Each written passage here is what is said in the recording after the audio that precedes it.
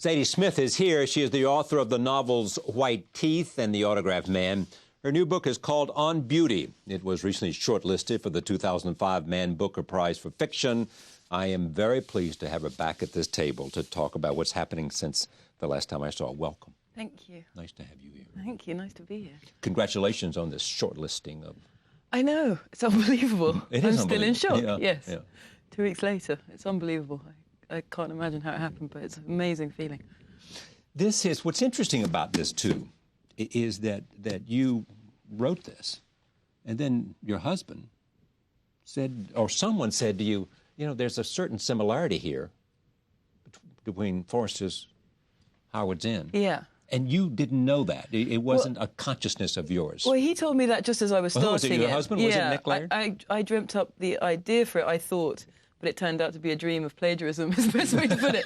And he said, well, that seems very similar to Howard's End, and I knew he was right. But then the thing about Howard's End is it itself has bits based on Mansfield Park by Austen, and it has some very deep British themes. For instance, the most obvious one, kind of Romeo and Juliet, a boy from one family falling in love with a girl from another, and the families don't get on. So I was quite interested in the idea that it sunk deep in my consciousness as a story. And, you know, there's been examples of that before. Graham Swift wrote Waterlands, not Waterlands, oh, God, the update of As I Lay Dying, Last Orders. Right. And you also have the Bridget Jones and Pride and Prejudice. So it's quite interesting, the idea that you could update a book, change it, and take it for your purposes and see what happened. Well, what you did here is once somebody pointed that out to you, you basically incorporated it. Yeah, it's hard. There are moments where the two books meet, but also because it's your own book, you fall away a lot. And also because a lot of people who were reading it hadn't noticed the connection because they hadn't read Howard's End in a while or they didn't know it at all. I felt quite free, so I ranged wildly and sometimes touched back. This is a story of a marriage, coming apart after 30 years? Yeah. I don't know why. I just got married. Quite happily married, only for a year. A friend of mine suggested that, she's a psychotherapist, that my whole thing is that I try and project things into the future to make them safe. Yeah, so if you write about a troubled marriage, you'll never have a troubled marriage. Well, exactly. It's an interesting concept. I hadn't thought of it that way, but it's possible. So, but tell me the story. Here we have these two academics. Yeah, on quite different sides of the political tide. One is a conservative, but a black conservative, and the other is a white liberal. They're both English, but one by way of America, one by way of Trinidad. And they really despise each other. But I was kind of interested in how, though the political differences seem very strong, there's a lot of similarity in their moral behaviour within their families and amongst their friends. So it's Forsterian in the idea that the personal is what's real, more real than anything public, anything political, which I guess is something that I do believe. What's interesting to me about you, among lots of things interesting about you, is, you gave a big lecture on Forster, didn't you? Yeah. Something, the Orange something. The Orange Prize. It's kind of Orange spoken word thing I did, yes. Yeah. And your next book is going to be a series of essays about writers. Yeah. I mean, this... you know, when I was growing up, I really admired academics. I really wanted to be a critic. And, of course, I'm delighted to be a novelist. It's an amazing job. But a bit of me wonders what it would have been like if I'd done my PhD, if I'd stuck on that path. And I think criticism is a very noble practice, and I'd like to add to it in some way. Yeah, but you know, you've also said you like writing about greatness.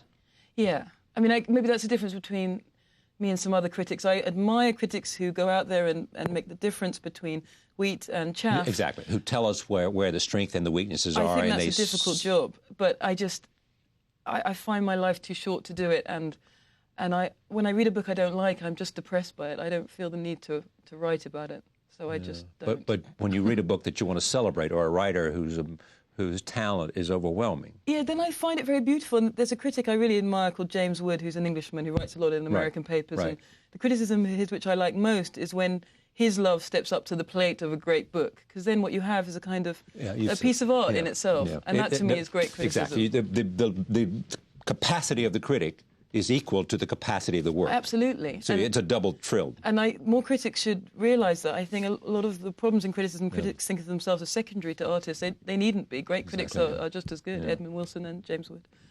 Yeah, there's a new great book about it. There's a new biography about Edmund Wilson. Yeah, Edmund Wilson is a heroic critic. And his friendship with Nabokov is like my ideal of the writer-critic relationship.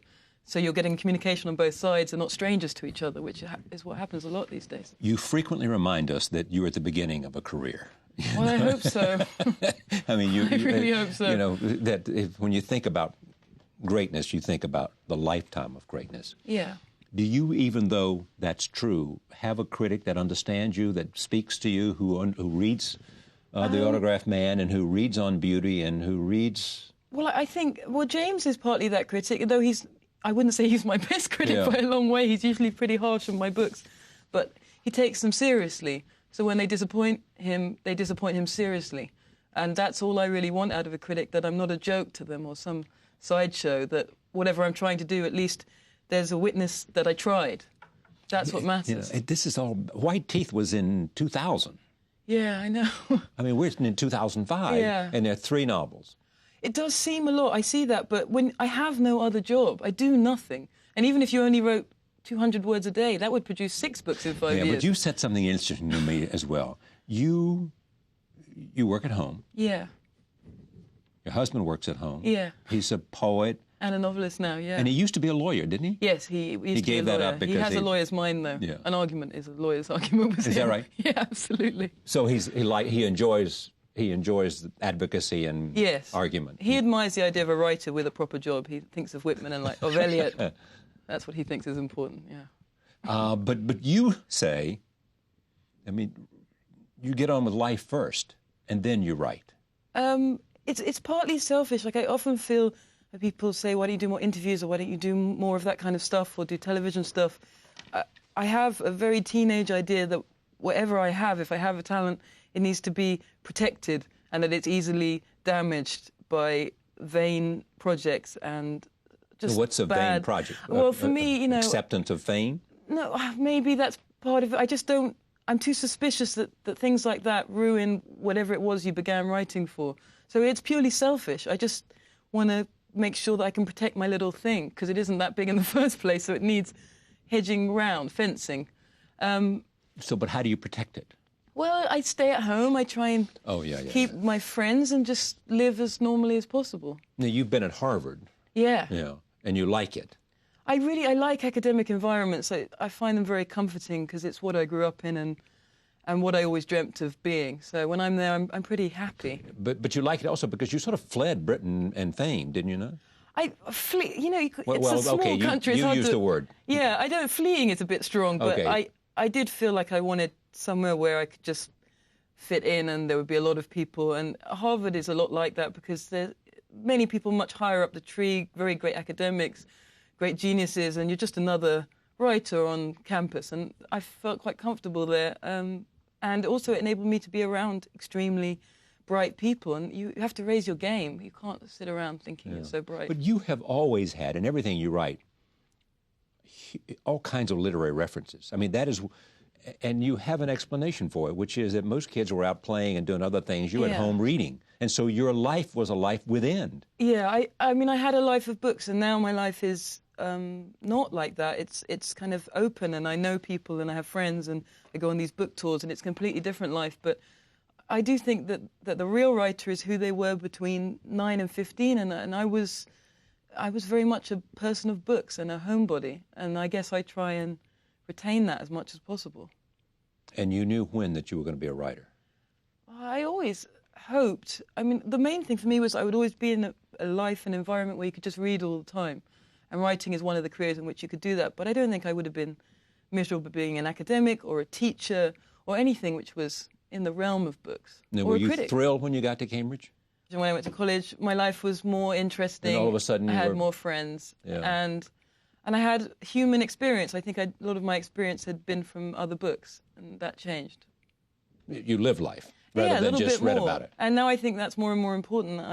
To live it rather than read about from books. Yeah, this is true. Yeah. But at the same time, there's something in you that would be perfectly happy if someone said that a significant portion of your life will be spent writing, but also be spent in an academic environment. Yeah, I think that would be fine. But also, there are bits of me, I think, that don't suit academic life. I I speak freely a lot of the time, which isn't always good. And I'm not a great speaker anyway. I prefer to write. And I'm not always delicate of people's feelings. You know, I can be a bit of a bull in a china shop. So it's better if I'm just in my room, I think. You do? Yeah, I think so. I work better and I'm happier.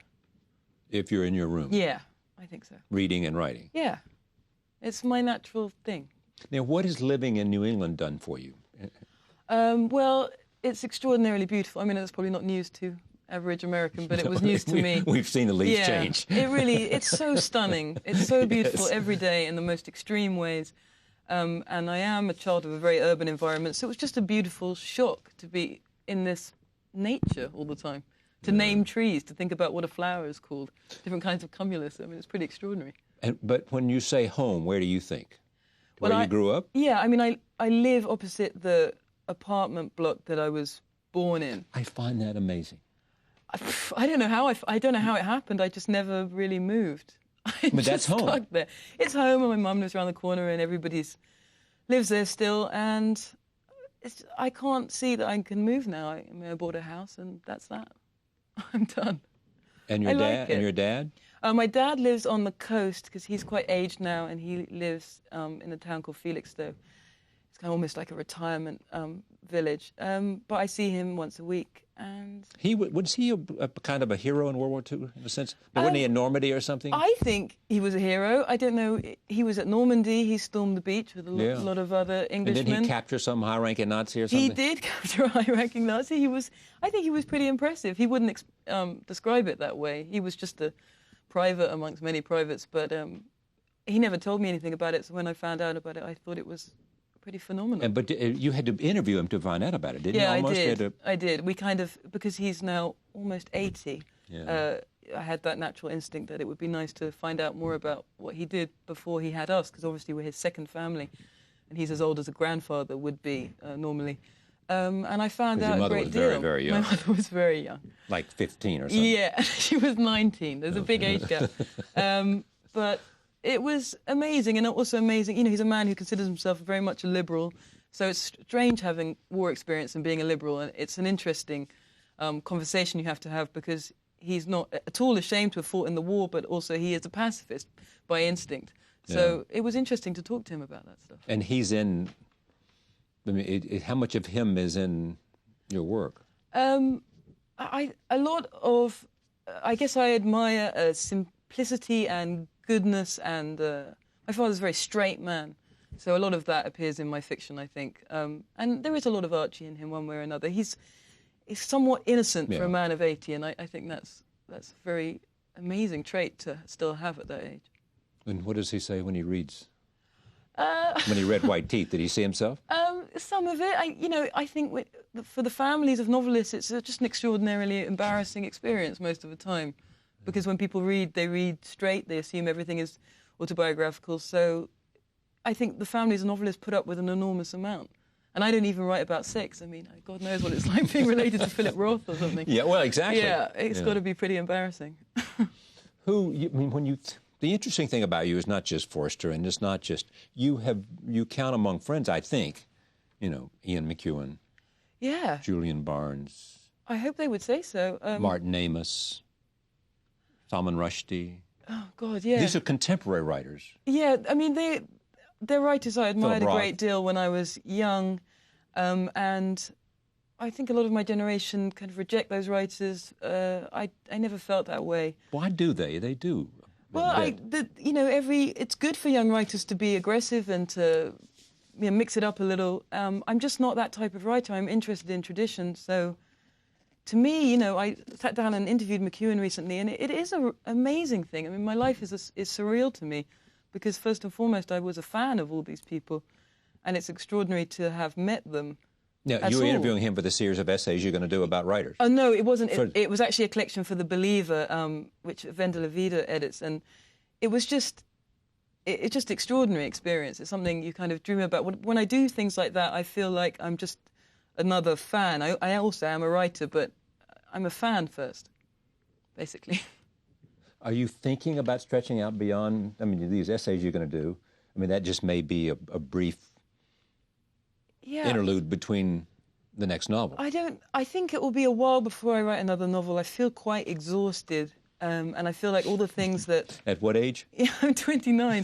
But I feel like all the things that were my childhood interest and obsession, I'm kind of done with. And On Beauty is really the end of the person I was. And I don't know who I'm going to be. I just have to wait and see. Well, but here's one thing that just seems to me, just from looking at it from a distance.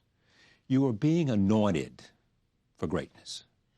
Well, that would be a very unnerving thing if it were true. I don't think it is true, and You say that just simply because that's the nice thing to say. That's a convenient thing to say. I don't think writers can be anointed in that way, and the truth is that bad books happen all the time and will continue to happen to me. Well, many people didn't think that the Autograph Man was as good as... And that will always happen because you'll always... It's not good, first of all, to guess what people would want. You're not in the business. You're not a salesman. No, but I don't think you're guessing, but at the same time... I mean, there is this sense. I mean, just read these reviews of this. I mean... But, the reviews in England are very mixed. The reviews here are great. I guess I don't really put faith in that kind of thing. I put faith in what happens in 50 years. And OK, but what do you put faith in now? I mean, you obviously don't put faith in reviews. But what do you put faith in some sense that what? Well, I love to write, and that's the one thing that I stick by, and I love to be around writers, to know them and to learn about them. And really with these essays, I feel like I get an opportunity to express my faith, which is the idea that fiction is a good in the world, a great good. That, for me, it made me. I am the person I am because I understood... Fiction is a great good in the world. Yeah, it's a because it offers us truth, or because what? Some truth, and most of all, it offers you a person in their best form. Like, often when you meet writers... I know people are disappointed when they meet me or when they meet other writers. They seem like they don't talk well, or they're rude, or they're stupid, or whatever. But a book is somebody's best self, and this is your best self by a long way. And so Why is this better than you? I'm better when I'm writing, and I'm more considered, and I'm more humane. You're trying to write about other people. You're not always thinking about yourself. In life, people are egotistical, vain. They've got things they need to do or want to do or ambitions. When you write, if you're doing it well, you give up a lot of that. Negative capability, supposedly, that's what it's called. And when it goes well, that's what it feels like. Negative capability. Yeah, to let go of all your striving, all your sense of self, and kind of let the world in. Keats's idea. Are you happiest? Yeah, are you happiest when you're writing? It's not always easy because I have a lot of doubt about whether what I'm writing is any good at all, but when it's going well, it's so joyful. But does it come a point when you know it's good? No. Or as good as you can make it? As good as I can make it. And you always can see... It's very rare, I think, that a bad review is a shock. You know the weaknesses of the book. It can hurt, like you didn't have to say it that way or so strongly or bring up my mother or whatever. There are details that hurt, but I think you have to be quite blind not to know when you've made a big mistake. You can feel it. Well, I can. Anyway. You can? I think so. But maybe that judgment will fade, or is fading, I don't know. I want to come to something. What's in this book, too, is your brother. Yeah. Who's a rap musician? Yeah, at the moment. Yeah, he just graduated. The character here? Yeah, he is. It's the only time I've ever written a character who is someone I know, yeah. I wanted to fill the book with things that I feel affection for and love for. And Luke, my little brother, is just one of those things. So. And the character is? Oh, he's called Levi. Yeah. Also, it was fun because my little brother, he's an amazing person. He would never call himself an intellectual. That's not his life. He's an intuitive person, a musical person, a very fun person. And it was just interesting trying to imagine what it would be like to be Luke, to wear a big hoodie, to walk through the streets with cans on, to meet your friends, to sell CDs on the street, to be that person. So it was just a fun leap of imagination. Well, here's what else you use, though. I mean, you take one of your husband's poems and put it in here. Because you don't want the character to write a bad poem. Yeah, no, if it had to be me writing the poem, that would have been a much worse. So a lot of reviewers are insulted by the idea that you should put one of your husband's poems in. But my husband is a Faber poet. I don't know, they just think it's wrong in some way, but I just thought I'd rather have the Faber poem than the poem written by me, which would be so bad. So it was just a way of making less of a fool of myself. It was much easier. And he was happy about it. Yeah, also, he was happy, but also I think sometimes critics think that more thought goes into things than does. Literally, it was an afternoon's decision. I was writing, I thought, I went downstairs. Can I use a poem? Yes, fine. Put it in. End of story. And you don't really consider it in a deeper way. Such as the creative act. Yeah, it's just bang, and then I have to try and defend it or explain it, but I don't really have an explanation or a defense, unfortunately. How is it that you two work together in the same house? Two creative people bouncing around. Well, people have a funny idea about what creative people are like. I think they always think that's of true. like a That's Hughes true. Plath mold. Like it's really not like that. It's very prosaic. Like we work, and then we get a pizza and we watch a movie. It's not like everybody else. It really isn't that dramatic. Well, exactly. Unfortunately, it should be said. But sometimes that's I not think just it true should with you. be. I mean, I remember reading once, and it's like presidents and everybody else. He said, "What did they do?" Well, they had a pizza and they with a little TV table, and they watched TV. It's really that is what it doesn't matter. I mean, the people. You just have to do the work, and everything else around the edges. That's exactly right. Everything else is just the way you go. It fills it in. It fills the space in. I don't like drama so much. We're pretty prosaic people. How do you like teaching? I love it. I don't think I was very good at it to start at Harvard because I taught the way I'd been taught, which was in a very strict and very pompous manner. I couldn't stand to be called by my first name, which is normal. I understand now in American universities you say the name, and I wanted to be called Miss Smith. Miss Smith. I felt strange being called by my first name because in Cambridge it was just Who would call you that? Professors, or who would? I mean, my students. I felt strange if they say, "Hey, Zadie, what's going on?" But they did, obviously, because I'm young and they're young. Yeah. But they really loosened me up, and they also showed me that teaching is not talking from the mount. It might be in England, but it needn't be. It's a conversation. And that's good. And it's much healthier. And I wish I'd been taught the way they're taught at Harvard. Yeah, rather than some oracle from on high. It's much more natural, and everybody's got a say in it. It was much more fun. You taught creative writing? Yeah, I did a creative writing. How do you teach creative writing? It's almost impossible. I did that, and I did a much easier course for me, which was on moral philosophy and the novel, which was just kind of set subjects and a set discussion. The creative writing is, I think you have to put yourself on the line as well, and they will put you on the line anyway. They say, I read your story in the New Yorker, I didn't really like it, I didn't like the middle, the ending didn't work. But you have to all be there together. There's no way in which I'm the expert and they're not the expert. And some kids in that class had extraordinary talent, and I'm no doubt that they will pop up sooner or later. Did you want to say something like good writing requires good being? Yeah, good writing requires good being. That's a pretty old-fashioned idea. It's just my instinct. When I was in college, we were taught very much to separate the biographical from the work, which is natural because you don't know the writer and it's not your business to presume. But once you become a writer-critic, it becomes very quickly obvious to you that the good writers that you love also have some quality in their personality which is helping that writing. It's very hard to be a really genuinely selfish and terrible person and write generous and interesting prose. It doesn't happen that often. This is a great book. How long are you going to be here in America? 3 weeks, but changing the city day to day. So you're on a book tour? Yeah. You don't do much television? No, I really don't, Charlie. It's just for you. I'm indebted to you for that. I hope we can do it again. I love talking to you. I am smitten with you. Well, 3 years down the line, let's do it again. Okay. Okay. Zadie Smith. The book is called On Beauty. Thank you for joining us. See you next time.